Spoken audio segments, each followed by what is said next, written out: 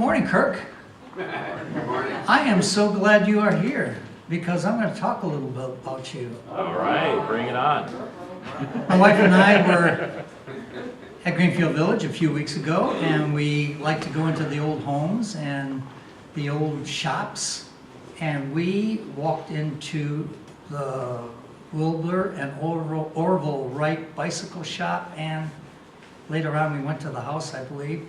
But lo and behold, there's my friend Kirk. And I knew that you worked at Greenfield Village. I guess I just never knew where. And now I've discovered that you are a historical presenter, correct? Yes. Of the Wright brothers buildings. Yes. And so he gave us a personal presentation, and it was delightful. And later on, he texted me to let me know he just had a book published. Some of you probably don't know that. I have it right here. Hold on a second. And so after I learned about it, I went to Amazon, and lo and behold, there it is. The Right Words. You can remember that. Amazon.com. It's only $8. Now, this is not a big, hefty book. About 85, 90 pages. But it's a really good read. And I'm going to give you that review right now because I gave you 4 stars on Amazon.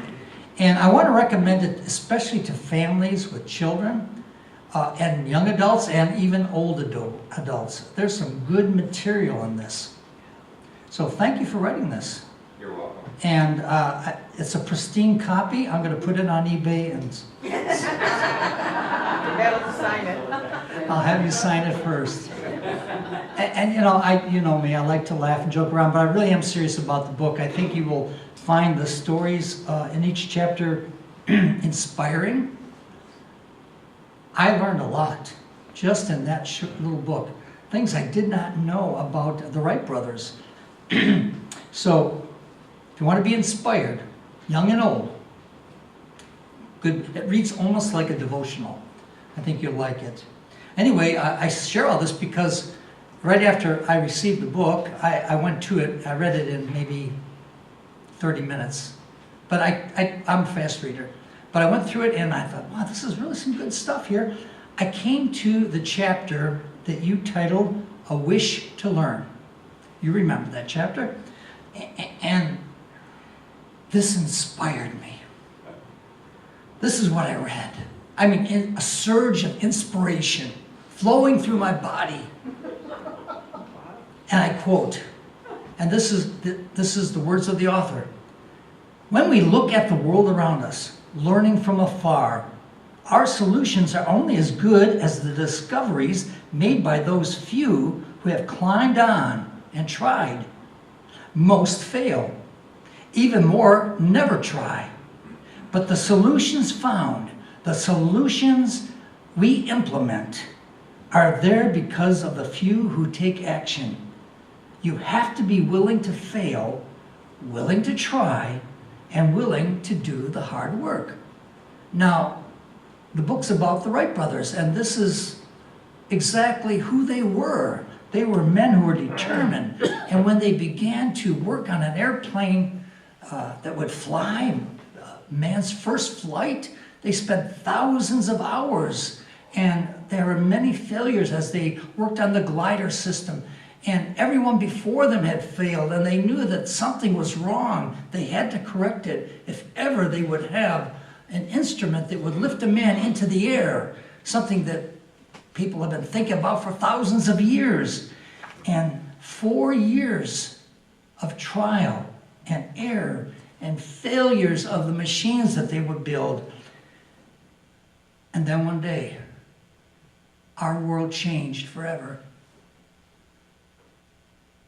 That fragile aircraft lifted a man off the ground, and people were in awe.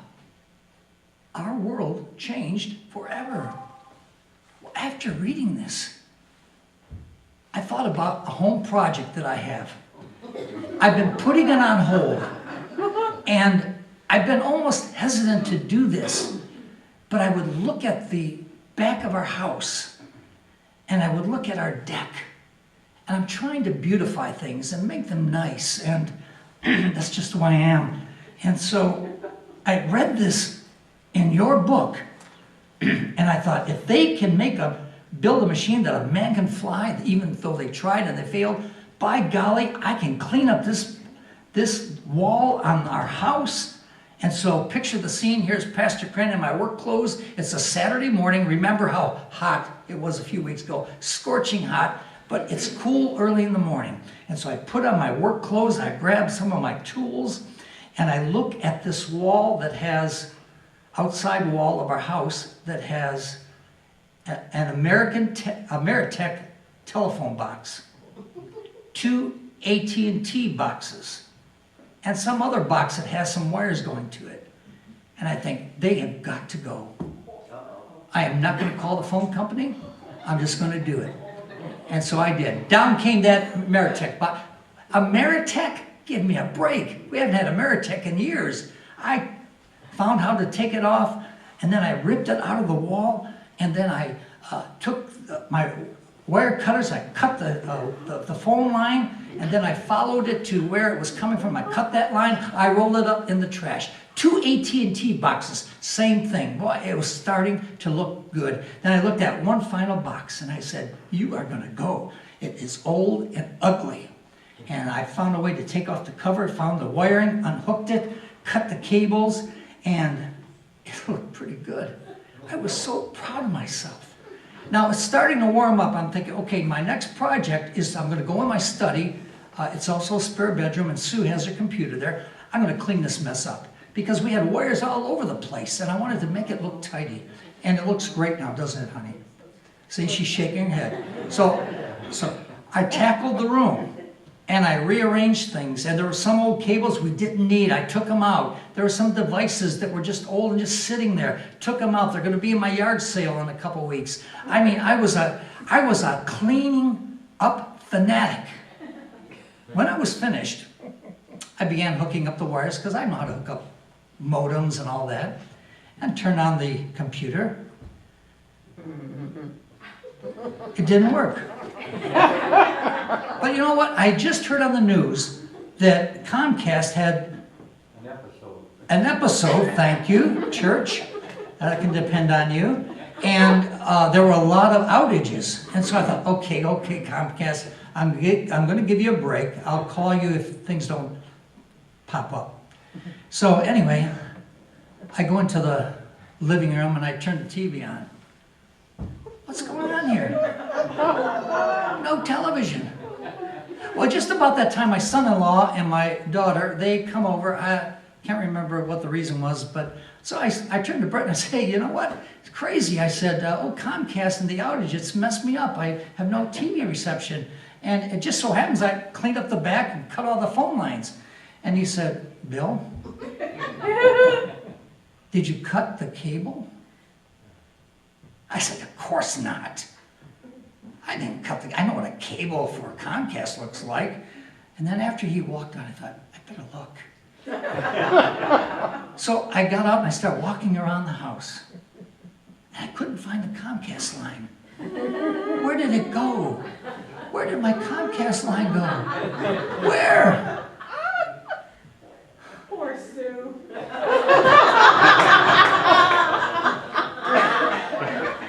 I called Comcast. The repairman was over on Tuesday. After about an hour and a half, everything was working again with a brand new box that I had ripped out. And now I'm working on my sermon and I'm thinking, wow, this is just exactly what happened to me. I mean, here is Isaiah. And he's in the presence of God. And he's given this cleanup mission, this project. And chapter 6, probably one of the greatest chapters in the Old Testament, he begins his day. Now, we opened our service singing, Holy, Holy, Holy.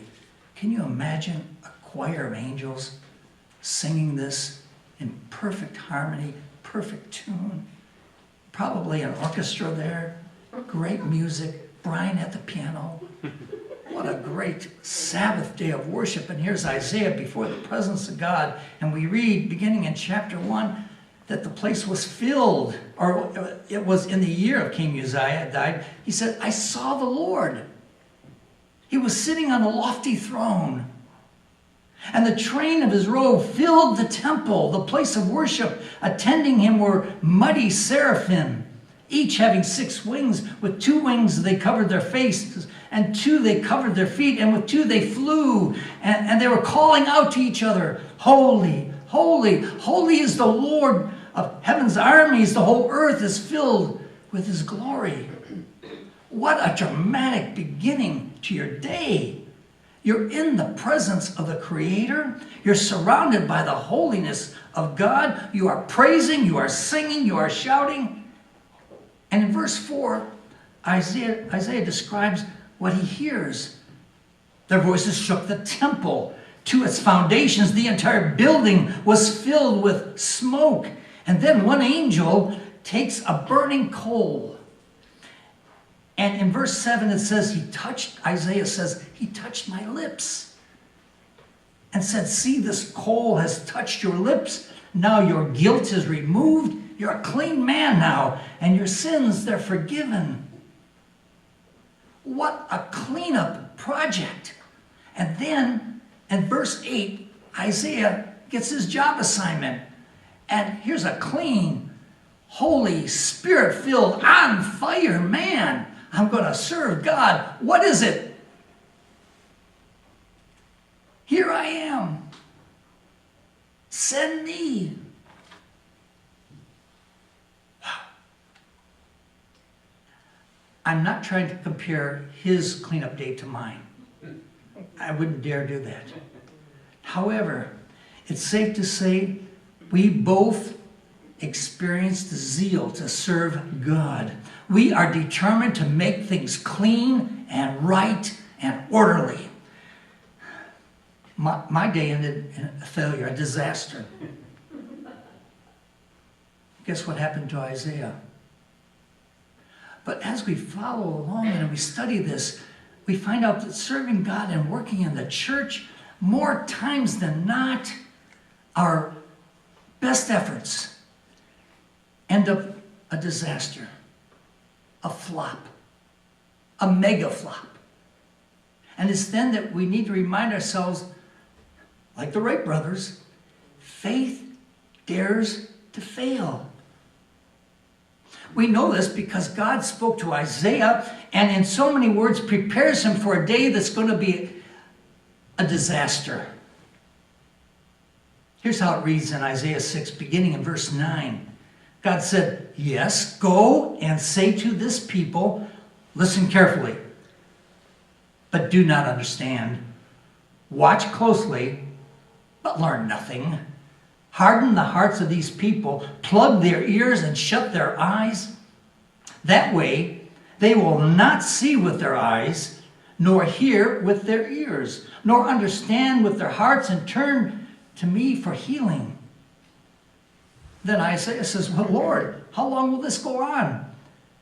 And the answer is, until their towns are empty, their houses are deserted, the whole country is a wasteland, until the Lord has sent everyone away, and the entire land of Israel lies deserted. If even a tenth, a remnant, survive, it will be invaded again and burned. But as the terebinth or oak tree leaves a stump when it is cut down, so Israel's stump will be a holy seed. Now, in essence, what God is telling Isaiah is that I'm going to send you out. You're going to be my spokesperson. It's going to be a disaster. You're going to fail.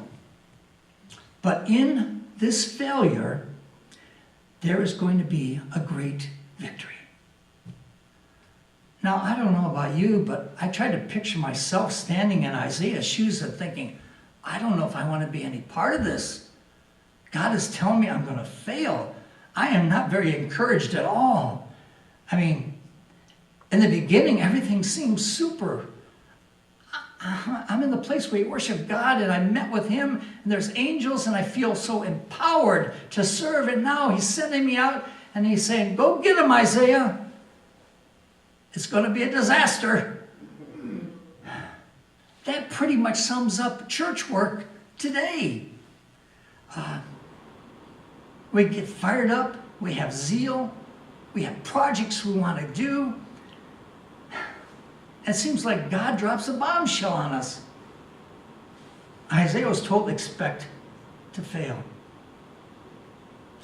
When I came here over 4 years ago, I came with great expectations. Brian, I had it all figured out. In 4 years, you could not find a place to sit in our sanctuary. And I thought, I've done this before, and I know how to reach people and invite, and I've been working hard. And we still have empty spaces. And there are times when I feel like a failure. But I'm not going to give up. I'm not going to stop. Don't you give up. Don't give up on our church. I challenge you. Don't give up. Continue to share your story. Share your faith. Continue to be a missionary in Dearborn and Dearborn Heights and Allen Park and wherever you live. We got people from Taylor, and I'm over in Garden City, and I talk about our church. Don't stop. Tell them about Dearborn Congregational. Tell them about this body of believers who enjoy each other's company. We're family. But you know what? We got room for more. And as you do it, expect rejection. People will tell you just about anything they think you want to hear. I'll be there Sunday. Didn't show up. You feel rejected. Don't let that get you down. You just keep on working. I'm going to make an early announcement here. I wasn't going to do this, but this is just for you guys. After summer's over with, I've decided I'm going to restart a Bible study here at the church.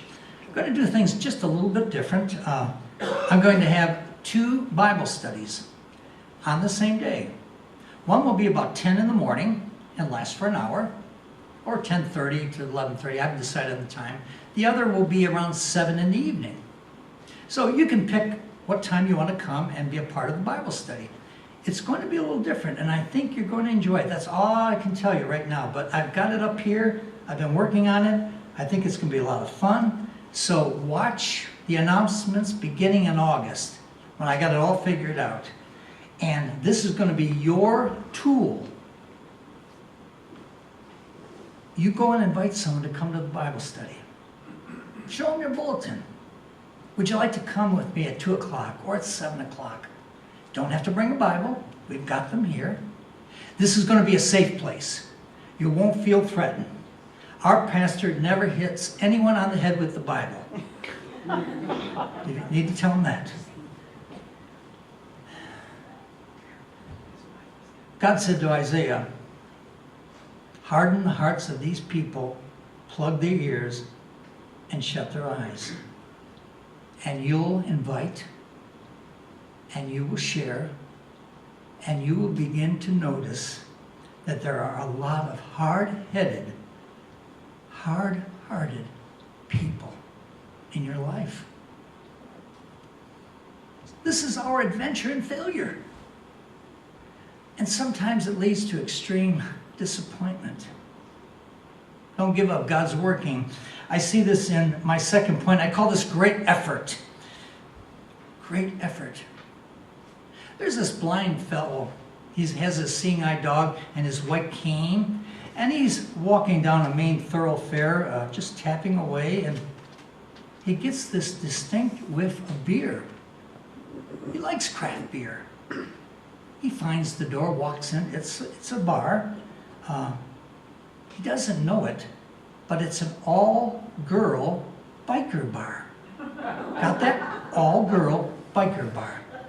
So he finds his way to a bar stool and orders a draft, and he's sitting there for a few minutes, and then he yells over at the bartender, "Hey, you want to hear a blonde joke?" Dead silence in the place. Then this deep, husky voice leans over to him and says, before you tell that joke, because you're blind, you should know a few things. First, the bartender is a blonde with a baseball bat. The bouncer is a blonde. She lifts weights. I'm 6 foot tall. I weigh 175 pounds, and I have a black belt in karate. The woman sitting next to me is blonde. She's a professional wrestler. And right down at the end of the bar sits a blonde who is a boxer. Now really, do you want to tell a blonde joke here? The fellow sits there for a moment, puts his head down, thinks. He said, no, not if I'm going to have to explain it 5 times.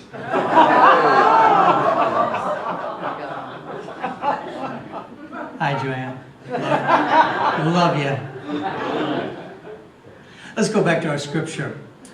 We read in verse 11, what's expected from Isaiah, and for anyone today who works in the church. And I call this our great effort.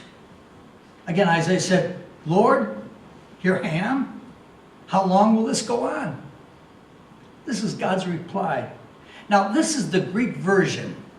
I'm going to read it in English. But this is really a direct translation from the Greek. And he said, God speaking, go and say to this people, when you hear what I say, you will not understand. When you see what I do, you will not comprehend. For the hearts of these people are hardened, and their ears cannot hear, and they have closed their eyes. They cannot see. Their ears cannot hear. Their hearts cannot understand. They cannot turn to me and let me heal them. Wow, again, not much encouragement.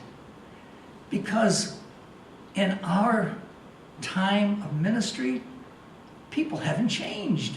I mean, people will continue to rebel against God. Their eyes are closed, their ears are deaf. Does this mean we have to just turn around and go home and give up? Or dare we fail for Jesus? And if we have never failed, could it be it's because we've never tried? One of my favorite Christian authors is A.W. Tozer. The man he's brilliant. And he never went to college.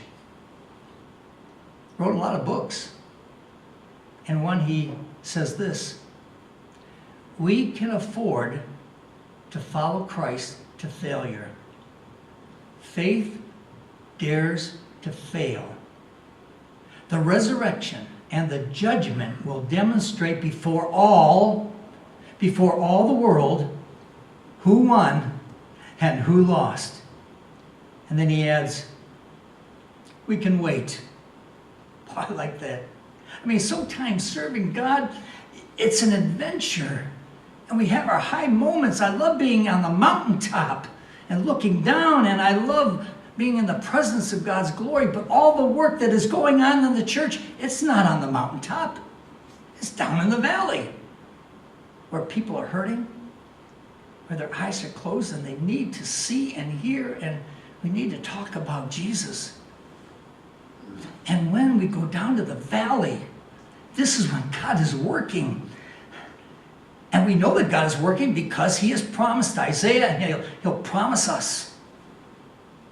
Albert Einstein's wife once confessed that she could not understand her husband's theory of relativity. But then she added, what's more important, I can understand my husband. I don't know how God works sometimes.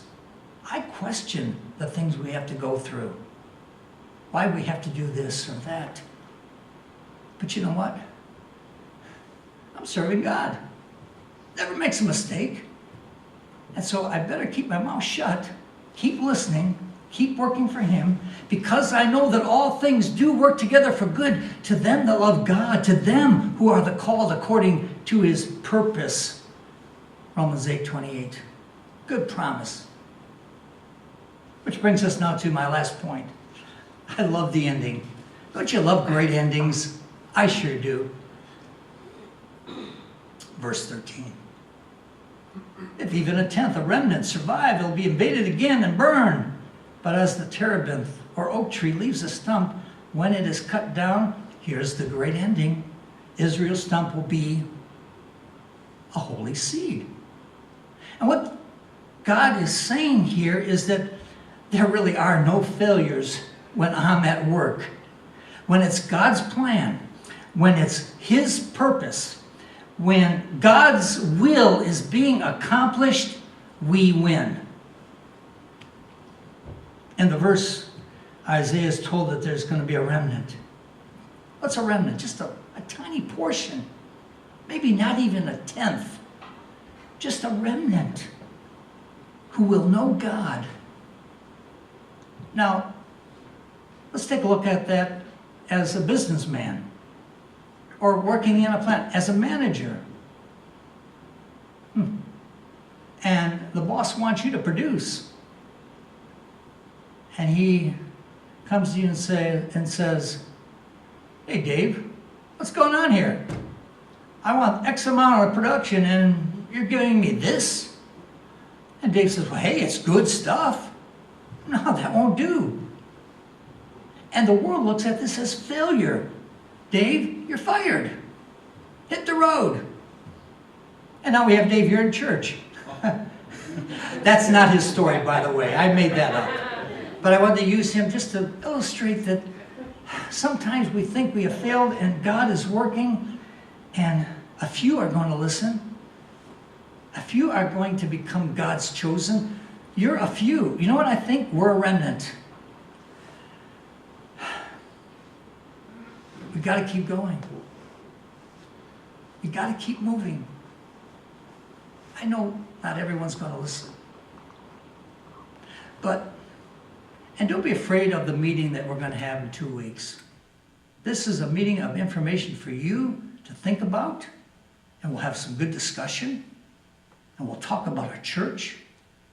But I thought this is the message we need to hear before we have any kind of a discussion. Remembering God put us here 75 years ago, and when we started, we were just a tiny little seed. We were insignificant. Why, hardly anyone in Dearborn knew we existed. Here we are, 75 years later, and the holy seed that was planted is growing. Now, I know it's not growing as fast as we would want, but this is part of God's plan. I don't understand it, but we are the holy seed. We have a promise here from God. I believe we're going to remain. Let me read the last verse and I'm finished. Hebrews 6:10.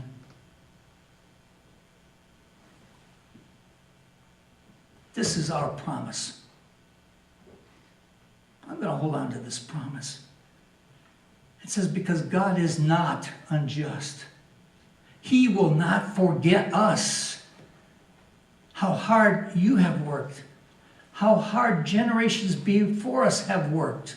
He will not forget how you've shown your love to him by caring for other believers.